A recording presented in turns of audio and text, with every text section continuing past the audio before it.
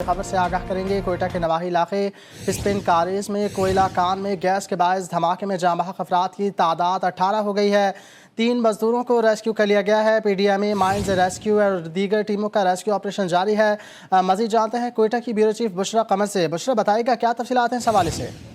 जी, महकमा PDMA के मुताबिक सुरेंज की कोयला कान में होने वाले हादसे में मजीद 9 मजदूरों की लाशें जो हैं वो निकाल ली गई हैं। अब तक 18 कारकुनों की लाशें जो हैं वो कान के अंदर से निकाल ली गई हैं। मुश्तरका रेस्क्यू ऑपरेशन ताहाल जारी है। कान में फंसे मजीद जो कानकन हैं उनके लिए कोशिश जारी है। इमदादी टीमें मुतासरा कान में मुसलसल कार्रवाइयों में मसरूफ हैं। ताहम अंधेरा होने की वजह से और वहाँ पर मौजूद गैसेज की वजह से शदीद मुश्किलात का सामना करना पड़ रहा है। अब तक कोयटा के सिविल अस्पताल 4 जो लाशें हैं उन्हें मुंतकिल कर दिया गया है, जिनकी शिनाख्त कर ली गई है और चारों अफराद का ताल्लुक जो है वो शांगला से बताया जा रहा है। जी।